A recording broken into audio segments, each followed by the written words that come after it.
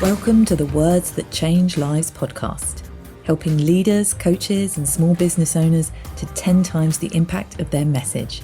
Join us as we delve into the art of powerful language, enabling you to speak with unwavering honesty, communicate authentically, and create a lasting impression with every word.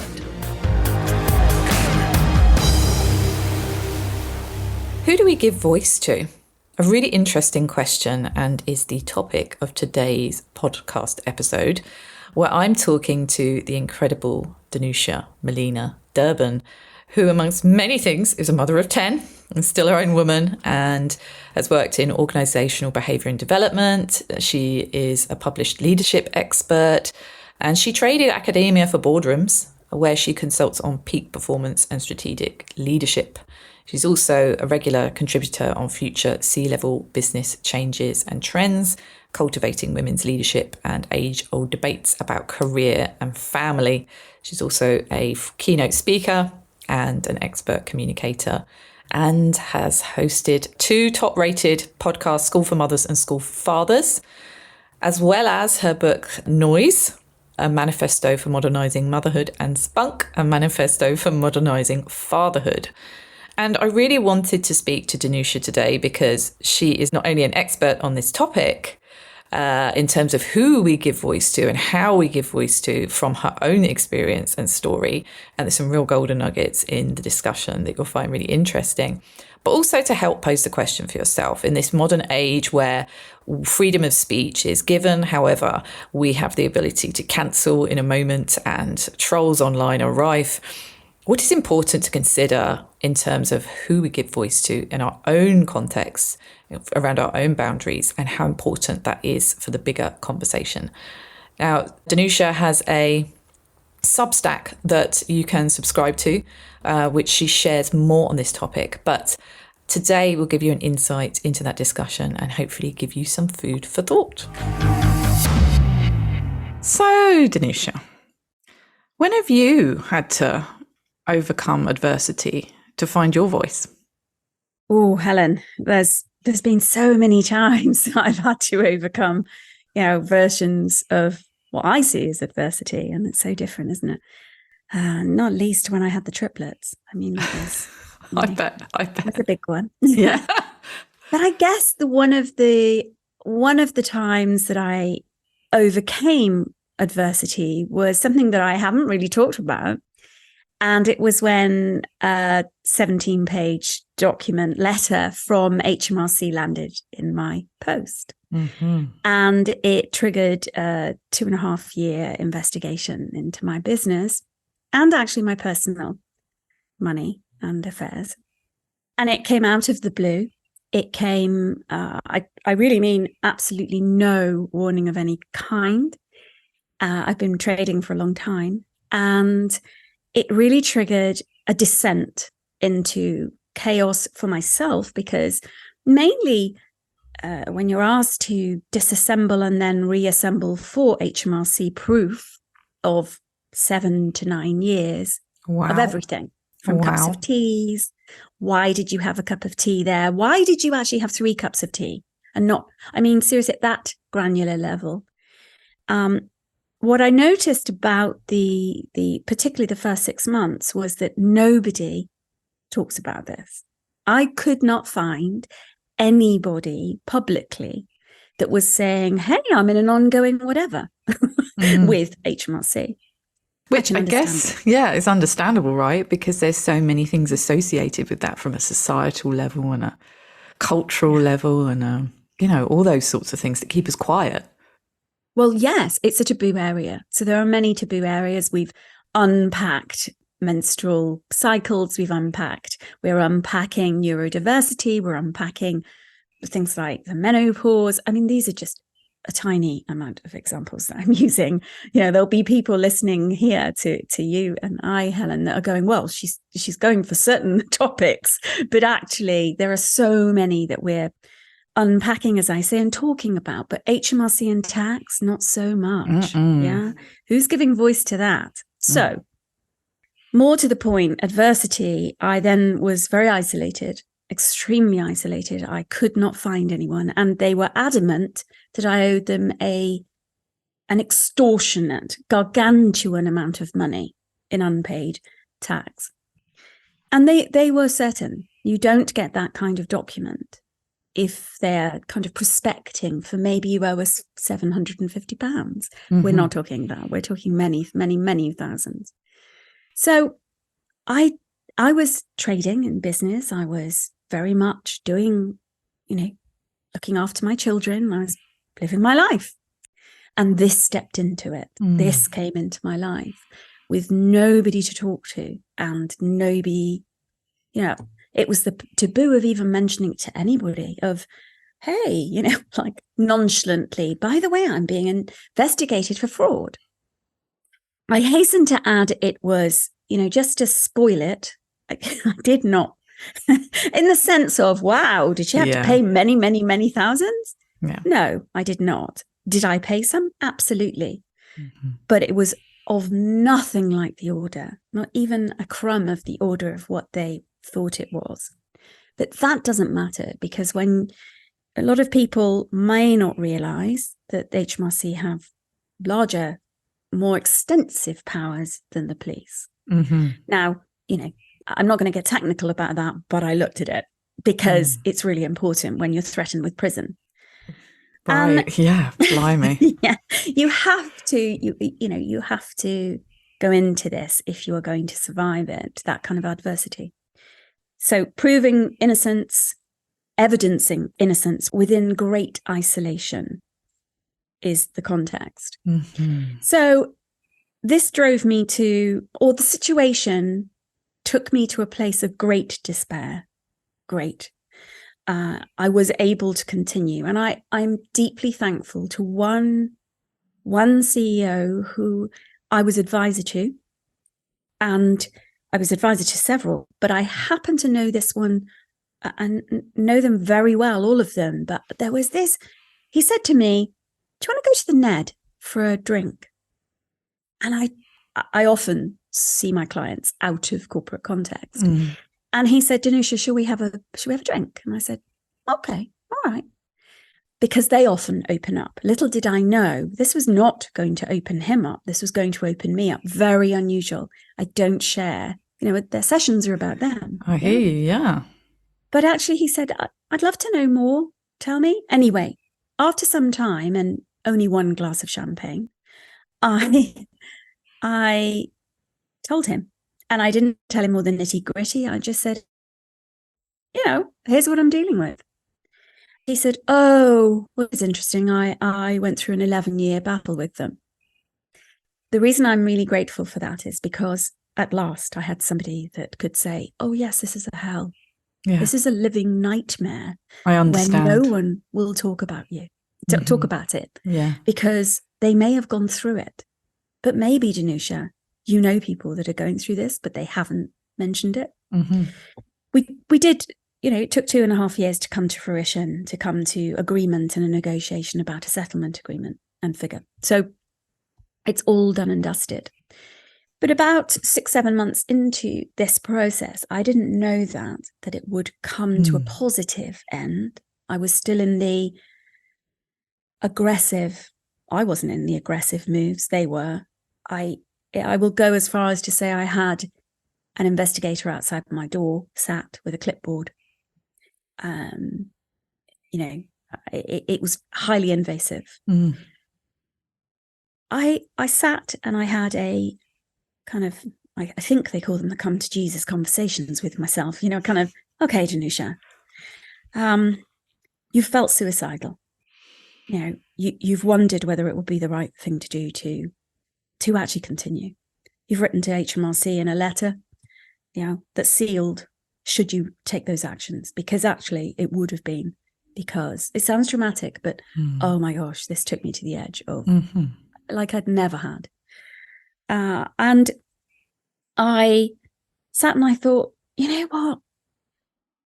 I either muzzle myself and I kind of try to get through life as low level as I can possibly get. My dachshund, who's very, very short-legged, when he thinks he's in trouble, he goes like a pancake onto the floor and tries to kind of slither along the floor.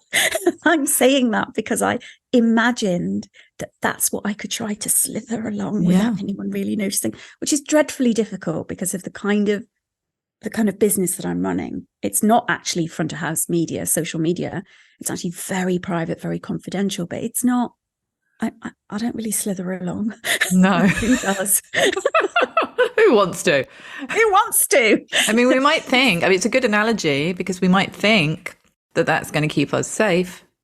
It's going to keep us secure and risk-free and avoiding, rejection and outcomes beyond our control. But we're not happy there, slithering along.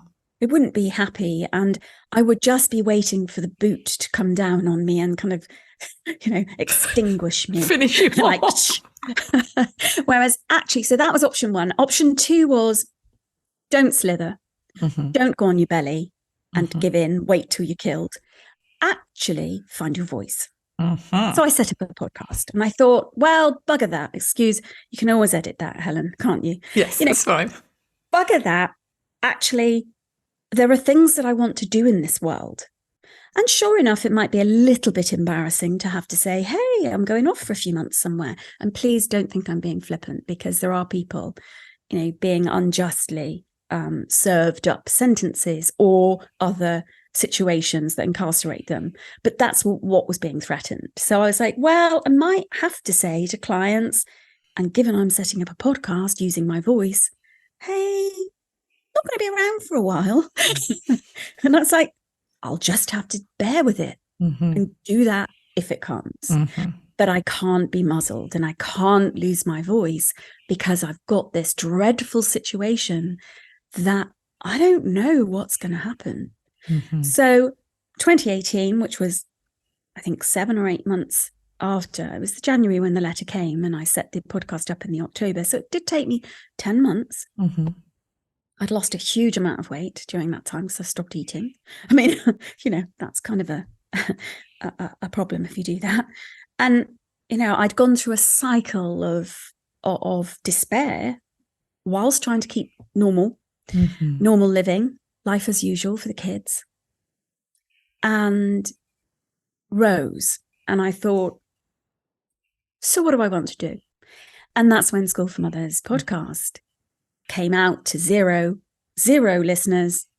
I had zero experience and zero budget. And I just thought, well, I have nothing to lose here because I'm in a dire situation anyway, although my business was doing well, by the way. But that was a sideline.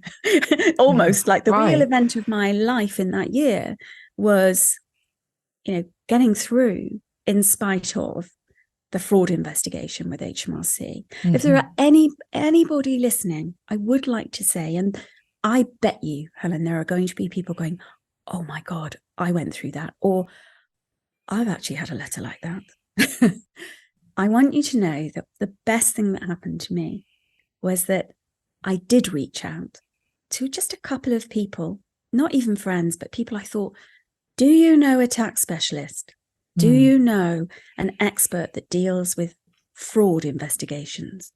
And I found and later hired, she won't mind me saying, a gobby northern woman who'd previously worked for HMRC and turned. And she supports people I was under a very serious one. There's the ordinary fraud, and then there's the big fraud. I was under the big fraud, and she doesn't get too many of those. And you can say there's no smoke without fire. There was. It was very disappointing for HMRC. But Lindsay, and I can, if anyone wants to be in touch with me privately, confidentially, I've got nothing in this other than, oh my goodness, I've lived it. And I would support anybody to get the support they need. And Lindsay is phenomenal. And she supported me and came on my side. She still thought I had several properties hidden and, a portfolio of stuff that I hadn't divulged, and eventually realized, actually, they really have got this wrong with you. Really got it wrong, terribly wrong. So I set up School for Mothers and just really, in some ways, through that terrible adversity, almost got bigger ovaries than in a way, because I was up against it anyway. So, hey, we might as well really just go for it. Yeah. Yeah. Balls or ovaries to the wall, as they say. Exactly. I mean, I'd gone from potential slithering along, trying to be like invisible till they got me, to, hey, actually within 6 months, I think we'd knocked Tim Ferriss off the business chart. That's incredible. And I say that only because really, I mean, because obviously you don't stay there. Of course you don't. Yeah. But we'd made a dent, and throughout the journey for the first 2 and a bit years of School for Mothers, that meant that the business was thriving, the kids were thriving, and then my voice, I'd retained my voice. Yeah.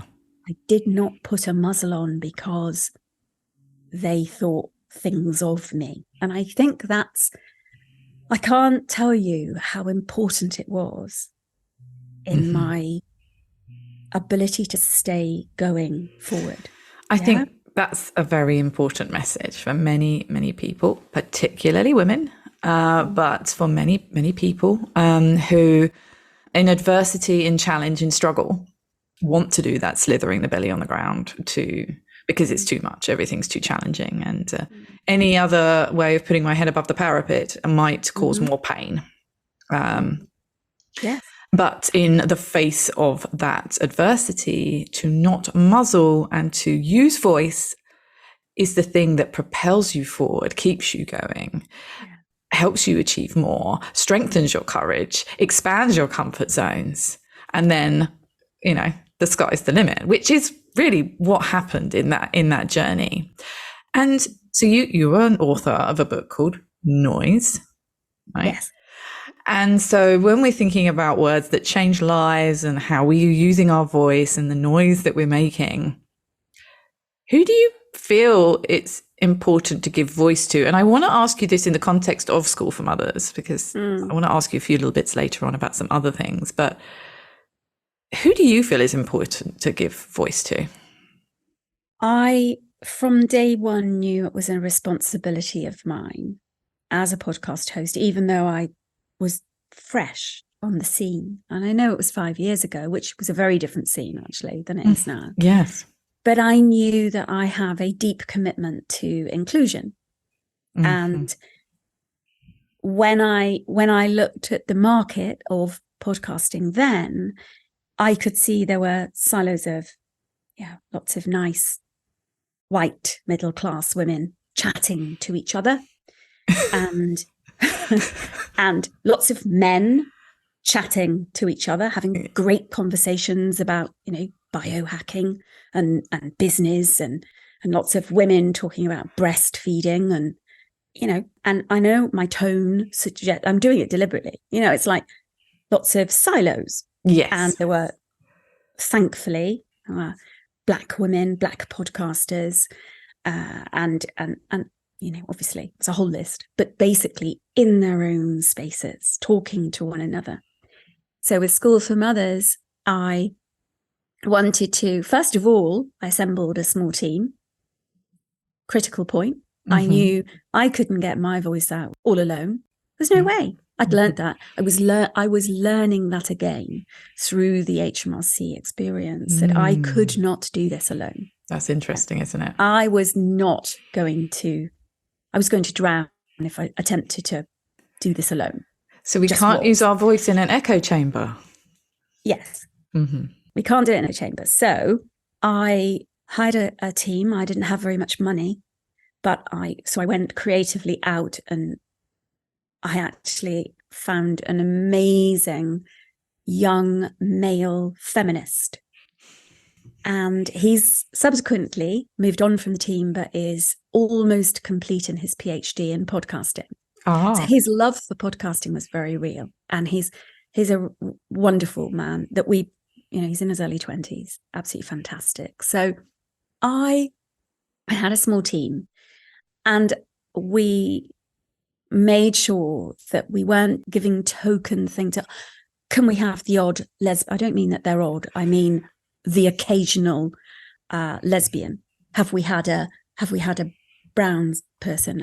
No. I was like, we are going to make sure that we truly create a diverse voice. We have diverse voices around important issues. Were we always successful? Absolutely not. No. It was something that I continually kept up with in terms of our guest management. And so obviously, the more successful the show has become, the more pitches we get on a daily basis. Yeah. So publicists, individuals, brands, etc. So literally on a daily basis, that will happen multiple times. But then there's the other thing of, well, who do I want? Who do I want to give voice to? Yes. And so the heart of that for me was inclusion and diversity. And I think also I was acutely aware that I didn't want to speak to necessarily the practicalities of like breastfeeding versus bottle. That wasn't the end of, I am interested, or was very interested in the identity of women as mothers. That's what Noise is about. How do we be me? How do we be ourselves and be a mother? Or how can we be a mother and be me? It's like keeping on to our individual identity as a human being, as Helen, as Danusia. Oh, and you have children. Yeah. Rather than Helen the mummy. Yeah. Like encompassing everything so that the lens is now mum. I love being a mother. I've been a mother since I was 17. So it's not about that. It's probably because of that actually I've had to excavate, who am I? Yeah. Because I've had so much motherhood and continue to. So I think it was just really this voice of diversity. And I continue to be really, really committed to that in anything I do. So there's one particular person who was on your podcast that I want to talk about specifically in a moment. But before we get to that, which is kind of like, who do we ignore and who do we invite to give voice to? It's more like, what do we risk for our voice? Because you said, and I agree, that having that voice is imperative to lead a life where we are feeling fulfilled and we are expanding ourselves and we are learning and growing and moving forward, right? But what do we risk for that? We risk our very spirit. We risk the meaning of what we're here for if we don't give voice. So the biggest risk, voicing. Yeah. So obviously on the flip side, we risk ridicule. We risk. That's what I mean. I think that's what I. Yeah, absolutely. So we risk being laughed at. We risk humiliation. Let's be honest. I risk quite a lot by naming that I was even under investigation. There probably will be somebody, I'm not in control of it. There'll be somebody that does say, gosh, that's awful. So we risk losing face. We risk a lot. But the bigger risk is actually that not doing it.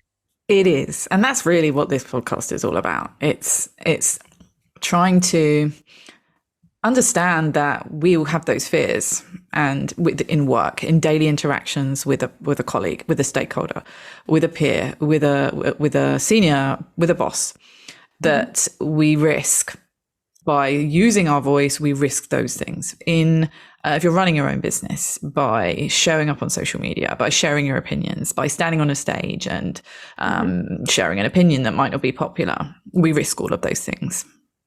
Yeah. In a relationship, in a marriage, in a family relationships, in friendships, we risk all of those things. And yet, in each and every one of those situations, it is about understanding that the risk is nowhere near insignificant as to the outcome you can achieve by using your voice. Yeah. Right? Yeah. Yeah, totally. The benefits to finding voice far outweigh the risks that we may perceive ourselves as experiencing, and quite honestly, sometimes we do experience those. We do. Will have somebody write us an email saying what an arse we are, or that they totally disagree with us, or in fact, as I had one person write me, and I have very, very few like this, very few, but I had a woman write to me who said she was disappointed in me. She was disappointed in my level of feminism. And I took some time to write back and calmly said, it saddens me that you are disappointed in your perception of where I am as a feminist. I get it. I get how disappointing it can be when we think someone hasn't reached where we thought they were. I can only say I will work on that. Great response. That's it. I'm not going to defend it. It's like, I'm where I am at this point. Right. Right. Yeah. And I mean, it's tricky. It's tricky. And so in ourselves, we are in full control of our own voice and the decisions that we make. But being a podcast host and opening up those conversations and giving voice to a diverse group of people, the question comes is, who do we ignore and who do we invite? And there was one particular guest that I have mentioned, who was Katie Hopkins, who came on your podcast. And it was a juicy, juicy episode that I very much enjoyed listening to. But it was intriguing, it was awkward, it was difficult, but ultimately it opens up the question of who do we allow? Who do we allow? Who do we invite? And why is that important in the context of your conversation with Katie Hopkins? Yeah, I mean, when I'm a very organized person, which is good. Think about HMRC, it's really good. Yeah, and especially with 10 children as well, Yeah. So I'm an organized person. So what that means is that when I set out School for Mothers, I had a list. I had a list of who would I like to talk to? And I mean a big list, wildly ambitious, as well as warm list of who do I know who would be really amazing. So the usual kind of thing, nothing groundbreaking there. And I also had a who do I not want to speak to? And that was a tiny list, really tiny, because actually I'm very interested in most people. Yeah. So who did I want to ignore? Katie Hopkins was number one. I was like, I do not want that woman on my podcast. I was like, and I was talking to, my right-hand woman in the team, the business, and Max, the wonderful assistant. I was like, listen, we're not doing that. And because of who I am, I immediately clocked myself. I was like, that's real bullshit. Danusia, that's bullshit. Think you ought to invite Katie, thinking, other voice, she won't come on anyway, so you're all right. Of course she won't. She won't want to come on this. Yeah. Oh, well, there you go. That was my problem, wasn't it? She answered incredibly quickly, or her husband Mark did, and said, Katie would love to come on, Danusia. I was like, oh, no. Oh, damn it. Please don't do this, because I set myself up. Yeah. And really, yes, the episode that is called, as you know, the episode I was too afraid to publish, the reason that I called it that, was because I didn't publish it. It is the only episode that I didn't publish in full, as in how our conversation went. I sat on it. I mean, Katie, it was a very, very challenging conversation. And I was clear with her in a way that I don't have to be with any other person that I ever talked with. There were people that came on to sell their books, and that was dreadfully tedious. And I'd have to kind of say, listen, can you stop? Please, would you stop? It's really dull. Oh, come on. It's like an advert. And I'm really okay in being like that with people and just saying, you're great. I wouldn't have you on, but could you just cut it? Yeah. But she was of a different kind of, challenge. I literally, before she came on, gave her a rundown of, I don't want this, no fatism, no. I literally ran down a list of that in itself made me, one, uncomfortable, because that's not really how I operate, but I did. And two, well, I felt I needed a container. And the main reason I felt I needed a container was because there were aspects of her conversation, her viewpoints, that I felt would deeply offend and alien, really give great ridicule to many of my listeners. Yes.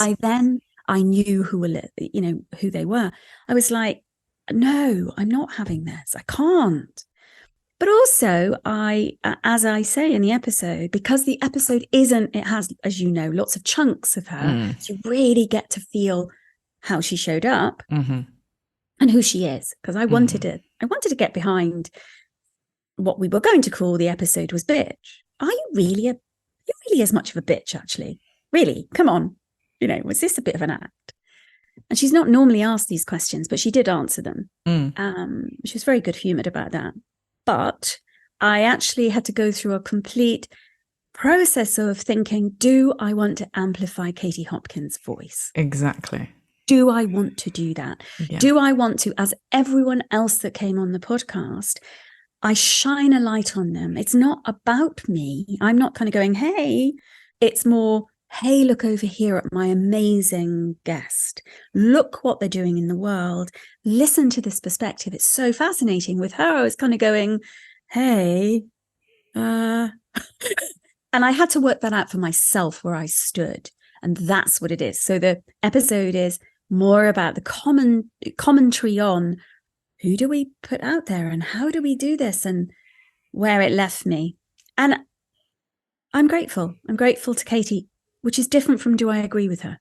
Yes, of course. I'm grateful. I'm grateful because she opened up perspectives in terms of who do we censor? Exactly. Yeah. Who do we censor? Who do we muzzle? Who do we give voice to? Who has freedom of rights? Who has free voice? Yeah. Yeah, because the argument is that everybody, right? Everybody has the right to.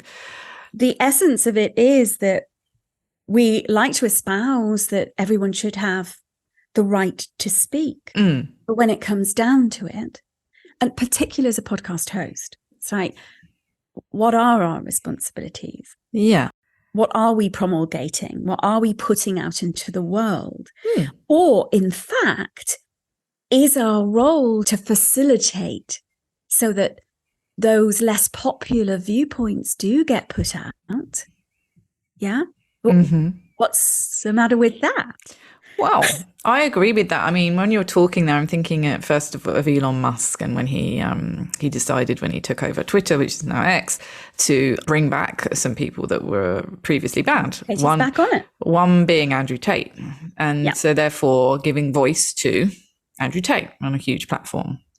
And then, it's about thinking, okay, well, there's that. But then there's also being more in control of that and facilitating that. So, of course, giving voice to different opinions and things like that, but being able to facilitate that in a way where you can explore the difficult subjects. You can talk about those things, but it's not in a way where any particular person is being bashed down.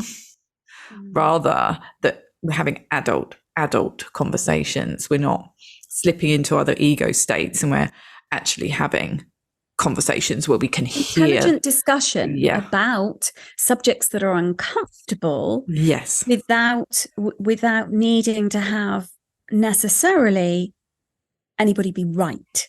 There we go. Why do we have to have right and wrong? No, and I think, in your conversation with Katie Hopkins, there was definitely that going on from her perspective. That's what I heard. I heard that from her in terms of where she was in her map of the world and how she felt. And that was really the only view that was necessarily important, which was part of that conversation, which is why I found that so interesting. And I know that conversation, that you sat on that, you didn't publish that, but that then planted a seed for you. It was almost a closing of one door and an opening of another. Well, I mean, I recorded Katie a couple of years before. Right. Yeah. So, I mean, it sat on that podcast shelf for significant time. But I knew about a year ago that my time in interviewing and the way that I was coming to its close. I knew that I was ready for a different project, not away from podcasting. I knew that I wanted to evolve School for Mothers into a fresh format. There was something on the brink. And so I went through a gestational pregnancy of that and a development in my heart about that, and was quite frustrated about, well, why can't I grasp what it is? You know, because I knew there was something, but it wasn't quite right. And as I was thinking about moving to another, moving away from interviewing in that way, I had to acknowledge in myself, I was like, yeah, there's that one episode I didn't put out. Like, and then there's Katie Hopkins. I was like, oh, exactly. I was like, oh God, what the problem of Katie Hopkins? Because she's not the problem. No. She was never the problem for me. The episode was. I was like, oh, it would always be like this thing on the shelf, the metaphorical shelf that I never faced. And that's just not really who I am. I like to try, but I'm not. So I was like, okay, so we're going to look at that. And I'd already decided what was next. I was like, I want something pretty edgy. I'm ready for something. And in looking at Katie's episode with me, Katie's conversation with me, it helped crystallize some of those points. So cancel culture is clearly, it's got a grip on so many of us. The worry of being out there publicly with our opinions and what that could do for us and to our businesses, our careers. And there's been quite a few cancelled people completely, who have stepped away from life. Not life in full, but, their business life. And certainly in, if we look at online entrepreneurs, which I'm not, but, I obviously know quite a lot of them and I consult with them. Founders, women founders. There's been several that have felt the need to walk away because they've either been found out, allegedly, or they've said something that is just seen as obnoxious or not progressive enough, or, put another word in there. Yeah, I get it. Yeah. And I know there's lots of conversation about raising children and family life, etc. And I'm actually not very interested. It's awful. I'm not very interested in parenting per se. I'm like, I have enough of it on myself. On a daily. Yeah, on the daily. I'm like, oh God. But what I am interested in is thought leadership. And I'm interested in opinion. I'm interested in diversity. So if we marry family lifestyle, identity, which both of my books in the last couple of years have been about parent identity. I mean, for your listeners, the risk of writing a book called Spunk on fatherhood, I may say. It's a serious analysis of fatherhood. It is. Yeah. I've read it. Yeah. So, if you're going to do it, you might as well have a bit of voice. But the fact is they all those pieces that I've just said, they marry together in a way that create what I'm creating is a debate show that lands very soon in January 2024. So Katie Hopkins, if I had not dealt with her, if I had not taken that off the shelf and looked at what are the problematics, what were those problems? What were the issues that had me shelve her? I would not be able to, in all integrity, come forward and say, hey, I'm launching a debate show. We're going to have different opinions. I couldn't do it. No. So actually, I had to reckon with myself about, well, it's time we look at this. And it's time we vulnerably bring this to my listeners and show myself. There is a section, my favorite section in that particular episode is where Katie attempts for, I don't know how many times, but she does it over and over again in this conversation where she attempts to hook me into an argument. But she's very keen to get an argument going, because then she can, it's Katie at her best, actually. She's a very skilled person, very intelligent and very skilled. And so she's looking furiously for anywhere for me to kind of rile me up. And my voice is exactly like this until I go. And that's my favorite moment, because I realize, and I, as you know, Helen, I do a commentary on my own voice, like, listen to my voice, please. Yeah. Because I can hear she almost got me. Almost got me there. She almost riled you, got the hook in. Really, yeah. And I nearly went for it. Yeah. I nearly told her what I think about children having mobile phones. And I have a view. Yeah. I have a view about it. But I wasn't getting, I knew it was just a vehicle for her. So I think debate is essential. Diverse opinions are essential. I learned a great deal and I'm thankful to her. I'll repeat again, I don't agree with pretty well everything she says. You'll have listeners that do, though. And she has a great following. And that's the thing. It's fine. We can all have voice. It's what we do with it. What is our agenda? What's our intention with that voice? So I have a view that Katie could, with the skills and the intelligence that she has, she could channel her considerable voice into good in the world, into enormous good. She chooses to do different, in my opinion, and she's perfectly able to do that. That is, if that's what she wants, let her be. Yeah. Let her be. Yeah.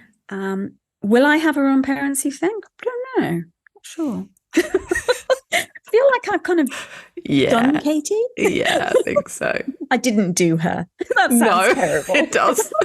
But no one gets done. It's like, but I've experienced. Yeah. You've given voice to that. You have given voice. I've given voice to Katie in some ways. And now it's time for a different way of bringing those voices into the world. And I like what you say, which is debate done different. Yes, it is going to be debate done different. I refuse to have a slanging match and a bun fight. And I also refuse to air anything that is where the loudest voice is the one that wins, that gets through and is heard. Or sensational. So I've come up with a format that allows everyone to have their voice equitably. I'm told it's unusual. We'll see if I can pull it off. Again, this is another situation where I don't know. Who knows? Is my voice, am I going to be able to do this? Hopefully. I have great hopes, but I'm going to try. And, we're going out with some fantastic, juicy, awful debates. Are you able to share an idea? Yeah. Yeah. Well, the first one is it okay to have a favorite child? So that's that's tame. I think that one's tame, but it's also really awful. It's a polarizing one. It is. And there's all sorts of things to unpack with that one. Yeah. So there's a lot in there. Things like, can you ever love your stepchildren like your own? Yeah, that's so important. That's such another one. Yeah. Yeah. Should schools teach gender identity and sexual orientation? Should autistic children be in mainstream schools? Is sleep training cruel? Right. These are all such important topics that, certainly for myself as a parent, they're all relevant in one way or another. And are we creating mollycoddle kids? I mean, are we creating kids that we're protecting till they're, I think now we're being told that a child's brain doesn't stop till they're 27. So until they're 27, should we kind of like go, oh, sweetie, it's okay? Yeah. No. I know tech startups, particularly tech startups with, founders of 22. So are we to believe that their brains have kind of, there's some really interesting, very interesting, fascinating opinions about these things, peaceful parenting, gentle parenting, is it okay to smack? Yes, we're going to have that one. Hideous. Say awful, I mean hideous and juicy. Yeah. And I have opinions. So on the first one with the favorite one, all of them I will have to come up with what I believe, which is really exposing. Yeah. But the first one, 3 of my 10 children, I was listening to them last night. 3 of my 10 children have recorded why they're the favorite child. I love that. Away from me. I love that you got them involved. Yeah, does anyone want to record on if you're a favourite child or not? And 3 of them went, oh, well, it's obvious I am. Separately, by the way, they talked to me separately and said, I'm recording because we both know I am. Well, there we go, right? That's enlightening in itself, isn't it? If you have the perceptions as a parent, we can get all up in our heads as parents about how we parent and what's right about our parenting and the guilt associated with parenting. And that always adds as a kind of bit of a muddy filter to actually what the perception of our children are actually seeing and what their views are. What do they actually think and what do they want, for God's sake? Yeah. I was talking to one of the children that yesterday that hasn't recorded, and she said, because she knows we're recording at the moment for that particular one, and she said, I really don't even care. She said, 1, I'm not the favourite, but she said, I don't really know why I think that. She said, to be honest, I don't need to be the favourite. She said, we have a bond. She said, I just don't name it favourite. It's just really fascinating. I love that. It's lovely. And we're very close. And she said, I have a feeling, she said, she looked very kind of mischievous. She just looked at me and she said, I have a feeling you don't have a favourite, actually. She said, I think you tell all of us we're favourites. So it's just funny. I said, well, you'll have to listen into the episode. Yes. To hear your mother and your siblings talk about whether they're favourites. So in true Danusia style, really from the beginning of this conversation, the thread really has been giving voice to people, giving voice to opinion that maybe, has not been voiced. Yeah. And that the real importance is of giving voice to those things so that we can have these types of discussions, so that we can learn, we can grow, we can expand our comfort zones. And especially when it comes to divisive topics around parenting, which can be very, very divisive and very polarizing. And actually, when we think about debate done different, it is that intelligent conversation. Yeah. But no one's out to put one up, one down. Or they might try, but we can facilitate that. We can facilitate around that in hearing level views and in equal amount of voice to opposing views, right? Yeah, there's room. There's room. There's room. Well, I, for one, cannot wait. That's the sort of thing when you're cooking dinner or you're driving, it's like, oh, it's going to be really exciting to listen to. Thank you. And from that journey, and, thank you for sharing that journey. And I know there's many other parts of that journey, but for the purpose of this episode of having a candid conversation about who we give voice to, I think that really was always inspiring talking to you, Danusia. But I can't wait for what comes next with that. And with all my guests, I ask one last question, which is, what words have changed your life? It's 2 words. So pretty well all through my life, particularly from beginning as a 17-year-old, I just won a scholarship to the Italia Conti and found I was pregnant. And oh my gosh, I didn't know that. All sorts of things. These 2 words have not been spoken to me. It's these two words guide me. They're words to myself. It's watch me. Watch me. Yeah, because I've been told, I can't tell you how many times, countless times, that's not going to be possible. Mm-hmm. When I had the triplets 10 years ago, oh, your career's over. No more boardrooms for you. Watch me. Watch me. And I love how you say that to yourself. You're not saying that to the naysayer. You're not saying nothing to do with them. Yeah, you're not saying that to the person who is voicing that opinion. Yeah, it's not an argument to anybody else. No. It's not watch me. No, you keep your opinion. That's wonderful. You have your opinion. Watch me.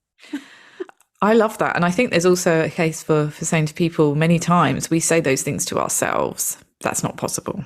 You can't do that. Your life won't allow you. I'm right in that place at the moment. Myself. Scrub that. That. Yeah. And replace it with why? Why not? Watch me. Watch me. Because that's almost like it's a challenge to yourself. You're saying that to yourself to defy those limiting beliefs. Yeah. That it of course is they're possible. Inside yourself, aren't they? They, of course, because when somebody tells us something in any feedback, if it sticks, it's because we believe it. Of course. It's a brain. It's got something to stick to. So the trick, the skill is to actually not have it. Like, just let it wash. Yeah. Over Teflon. you. Teflon it. Teflon. But actually retain the solidity of, if you were a stick of rock, cut it, it would say, watch me. Watch me. I love that. Yeah. I love that. That is so empowering in itself for anybody who has any doubts about what's possible for them. Yeah. Thank you so much for coming on, Danusia. It's been a fantastic conversation. But anybody listening, what do you think of what we're talking about? Who do we give voice to? Let me know. You can email hello@helenpackham.com, or you can use the hashtag Words That Change Lives on social media. I'd love for you to be part of this conversation. Give your opinion. What do you think? We want to hear and we want to know. And I will look forward to coming on to the next episode of Words That Change Lives. Thank you so much, Danusia, for coming on. Thank you. Thanks for listening to Words That Change Lives. Please rate, review and follow on Apple Podcasts or wherever you listen to your podcasts. It really means the world and helps me to reach more people so that we can all harness the power of our words and change lives for the better.